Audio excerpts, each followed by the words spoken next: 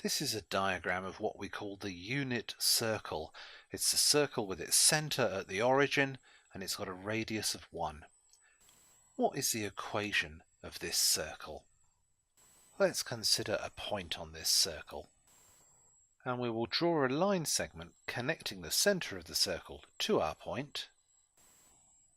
And we'll draw two other line segments in, making a right-angled triangle with its base on the x-axis. Our point on the circle will have certain coordinates, but let's keep it general and just say that the coordinates of that point are x, y.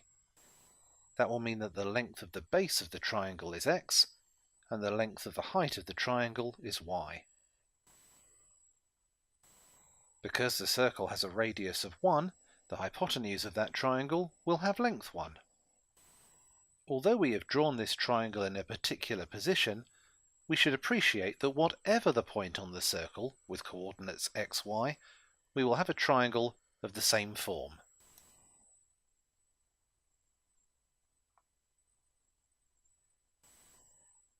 So can we work out the relationship between x and y? Let's freeze that triangle again in some particular position. Because we have a right-angled triangle, we can use Pythagoras' theorem. Pythagoras' theorem tells us that the length of the base, x squared, plus the length of the height, y squared, will be equal to the hypotenuse, 1 squared. We don't really need to write 1 squared, so therefore the equation of the unit circle is x squared plus y squared is 1. Now, although it would be possible to rearrange this, firstly to give us y squared is 1 subtract x squared, and then to take the square root to say that y is the square root of 1 subtract x squared, and we would need both positive and negative values of that. This is really not the best thing to do. We should not bother rearranging to look like this. The equation of the unit circle is much better expressed as this relationship between x and y. So we have this result. The unit circle, with center 0, 0 and radius 1, has equation x squared plus y squared is 1. Let's now consider a circle still with its center at 0, 0, but of any different radius now.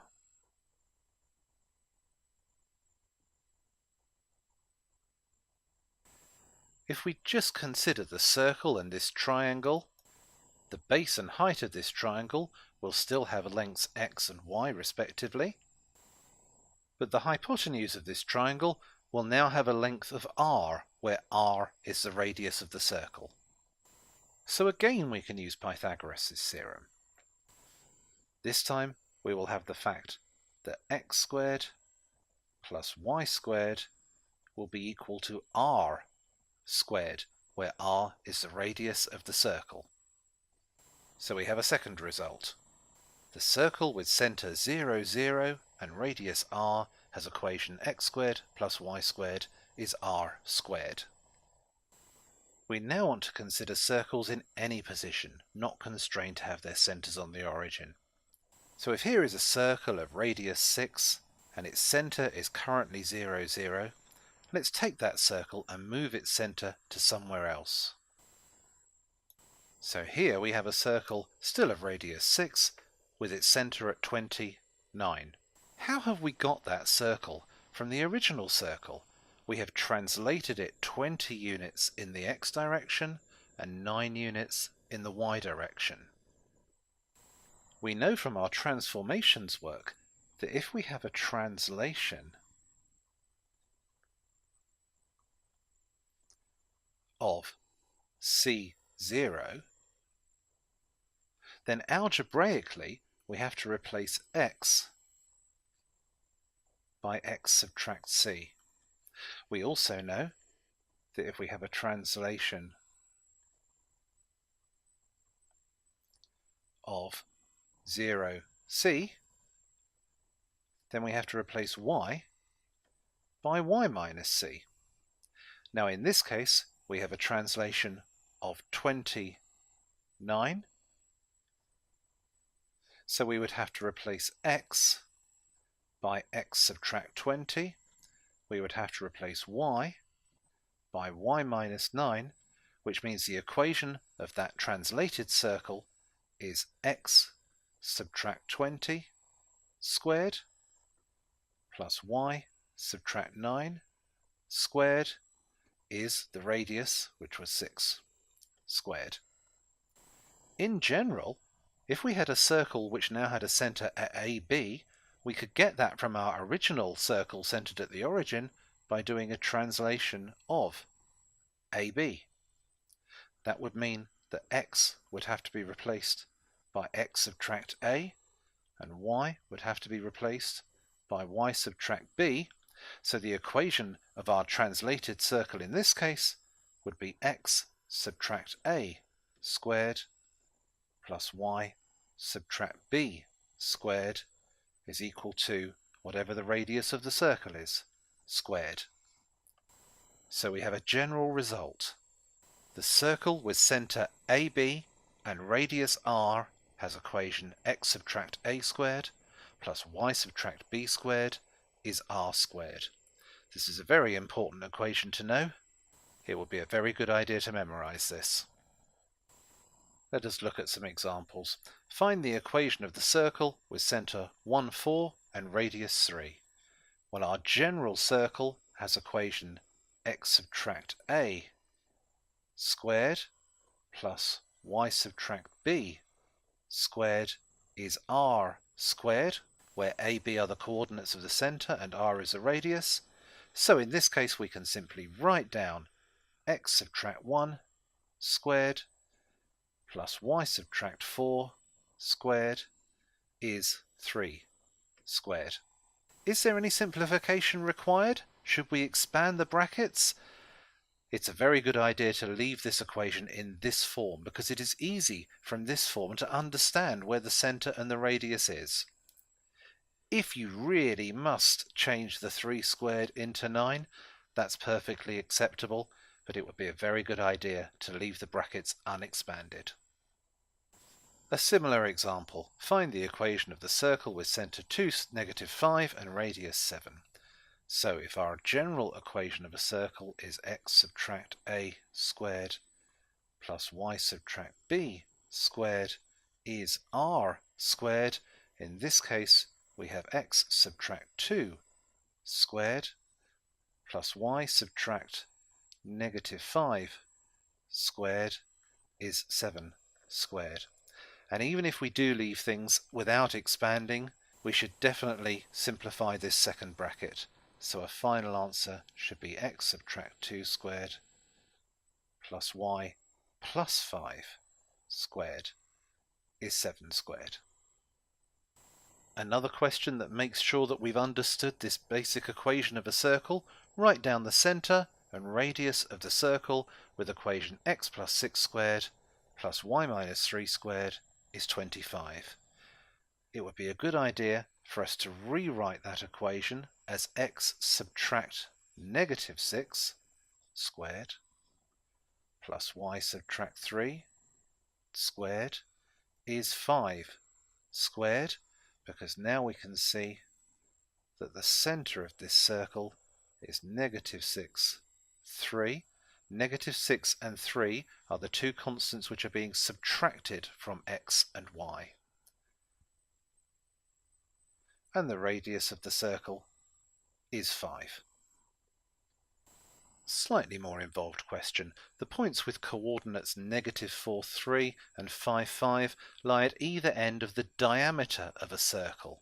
Find the equation of the circle and write down its radius and the coordinates of its centre. So the situation we have is that we have a circle and these 2 points lie at either ends of a diameter. That means that the centre of the circle is exactly halfway between them. So we will need the midpoint of these 2 coordinates, and we know how to get the midpoint of a line segment. The centre will have coordinates which are made by averaging the x coordinates of the 2 points at the ends of the diameter and the y coordinates at the end points of the diameter. So therefore we have a centre of 1/2 and 3 plus 5 is 8, divided by 2 is 4. There is the centre of the circle. We can also work out how far it is between those 2 points. That will be the length of the diameter. Let's call that d. We know that the distance between 2 points can be written as the difference in their x coordinates squared plus the difference in their y coordinates squared, square rooted. So the length of the diameter, 5 subtract negative 4 is 5 plus 4 is 9, squared is 81. 5 subtract 3 is 2, squared is 4. So therefore the diameter has length root 85, which cannot be written as a simpler surd. Therefore the radius has length 1/2 of the root of 85. And the equation of the circle is x subtract the x coordinate of the centre, which is 1/2, squared, plus y subtract the y coordinate of the centre, which is 4, squared, is equal to the radius, which is 1/2 of root 85 squared. Again, this is a perfectly acceptable way to leave the right-hand side of the equation. However, in this case, if we square the square root of 85, we get 85 back again. If we square 1/2, we get 1/4. So it might be a little nicer to write that as 85 over 4.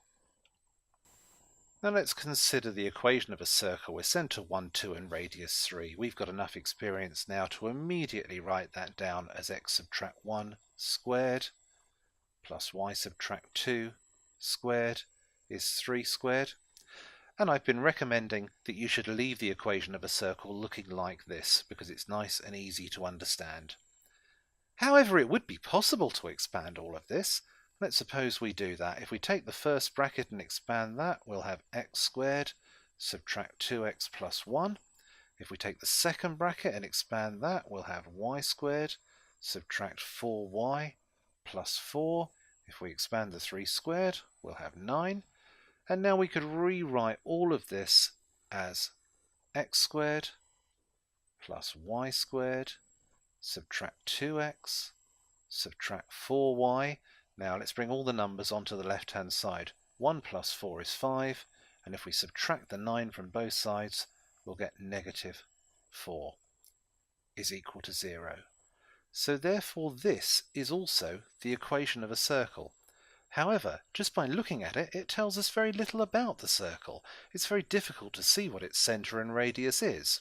Now it's all very well if we start off with the centre and the radius and know the nice beginning form and turn it into this not so nice expanded form. What if we were given the expanded form to start with and had to understand the circle? What if we had to work backwards? Well, here is a question like that. Find the centre and radius of the circle with equation x squared plus y squared plus 4x plus 10y plus 13 is 0. To understand this circle, we'll have to get it into our nice x subtract a squared plus y subtract b squared equals r squared form.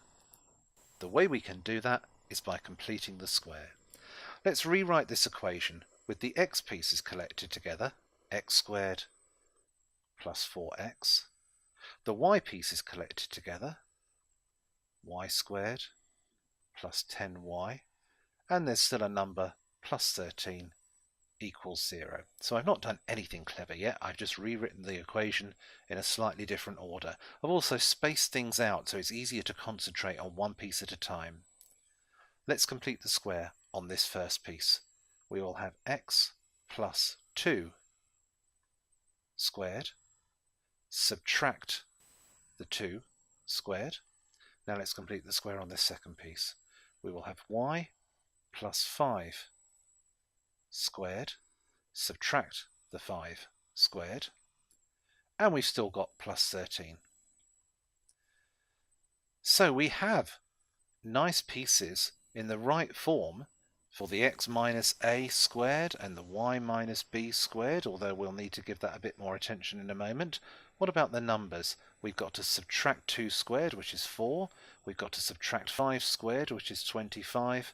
And then we have to add 13. Combining all of those numbers,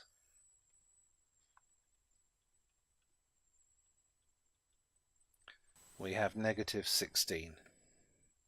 And then bringing that to the other side of the equation, we finally have that x plus 2 squared plus y plus 5 squared is 16, or 4 squared. So we can now see that the centre of this circle is at negative 2, negative 5, and its radius is 4. One more example of this double complete the square. Find the centre and radius of the circle with equation x squared plus y squared, subtract 6x plus 20y plus 45 is 0. We'll start by writing the x pieces together and the y pieces together, and the number by itself on the end. Now completing the square on the first piece, we'll have x subtract 3 squared, subtract negative 3 squared. Completing the square on the second piece, we'll have y plus 10 squared, subtract 10 squared, and we'll still have this 45, that's equal to 0. So we have x subtract 3 squared plus y plus 10 squared. Negative 3 squared is 9, 10 squared is 100, and 45 is still 45. So we have x subtract 3 squared plus y plus 10 squared, subtract 64 is 0. So moving that 64 to the other side of the equation, and also appreciating that 64 is 8 squared, we can say that this is a circle with its centre at 3, negative 10, and with a radius of 8.